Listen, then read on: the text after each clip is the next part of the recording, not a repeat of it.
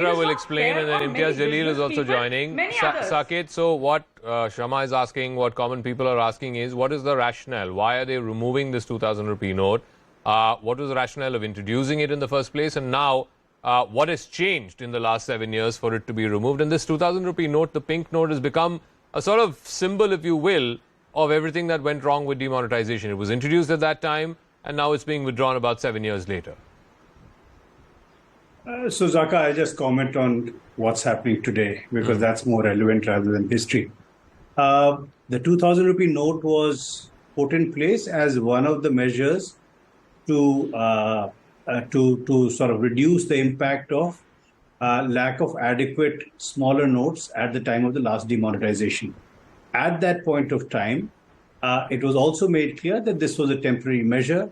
I think every year we have seen reports of the reduction in number of 2,000 rupee notes, and from 2018-19, they've stopped printing it altogether. So it's not as if it's a particularly hidden move or something done on the stealth. So as far as the process is concerned, I think the intentions were very clear. It was a temporary measure, and that measure has effectively been withdrawn. Where that helps today is that, and I presume that's the logic that is being that underlays this move, is that the 2,000 rupee note is easiest used for the purpose of hoarding.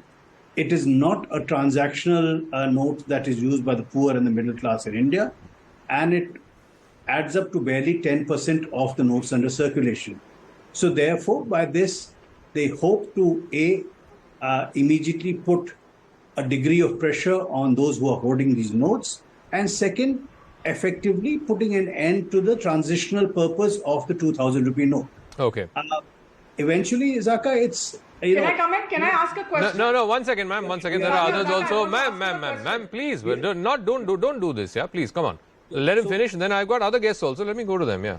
Eventually, I want to ask him the Economist. Yeah, you can, at your time. Thank you. It's a process. I think there will be further measures that will need to be taken to cure the country of black money and corruption, etc. And, this is one of the measures.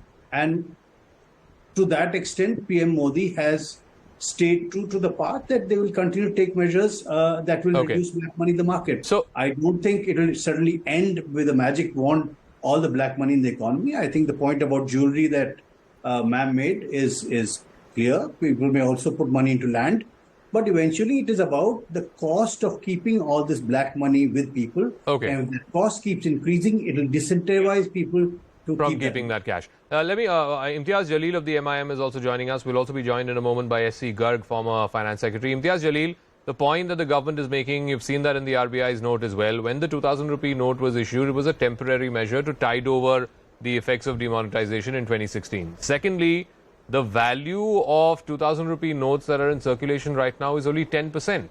And this is many are calling this slow-mo demo, where you have another 3-4 months for exchanging or depositing the 2,000 rupee note. So the pain of this will not be as much as what we saw in 2016. Imtiyaz Jalil. Well, let me tell you, there seems to be a lot of confusion in this decision that has been taken by the RBI. How can this continue to be a legal tender when the RBI has already made it clear that they are going to withdraw? The chaos that it's going to create from tomorrow onwards, who is going to accept the 2,000 rupee note in the market? Well, people again have to stand. 10% you are saying is right. But the people who are holding 10, 15, 20 notes, 1, 5, whatever currency notes they are holding of 2,000 rupee notes, are shopkeepers going to accept that tomorrow? I see it as an attempt to divert the attention from failing and falling economy that we are witnessing today. And the one big question that I would like to ask is, in 2016, when this big decision was taken and a major announcement was made that we are withdrawing 500 and 1,000 currency notes because we want to see the black money that is there in the country. We want to take that black money out.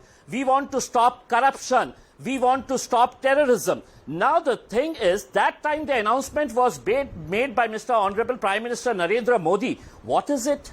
in 2023, why doesn't the Prime Minister come out and explain that this was the decision that I had taken in 2016 and the basic reason for withdrawing that currency was this, and we have achieved this much. You keep silent, and because you have erred in the first place, you had committed a mistake in the first place, which is why when you're taking a decision the second time, you tell the RBI, you make the announcement, I'm not going to make the announcement. Okay, so once again, I've got Secy Garg as well. And I think one of the points that Imtiyaz made is a fair one, because, you know, while you can exchange these notes, Mr. Garg, in a bank or deposit it in a bank, you can't, I mean, people, you know, shopkeepers or fuel stations, they are disincentivized from, accepting 2,000 rupee notes, because they know in 3 months' time or 4 months' time it's going to be no longer legal tender, right? So will you be able to use this for transaction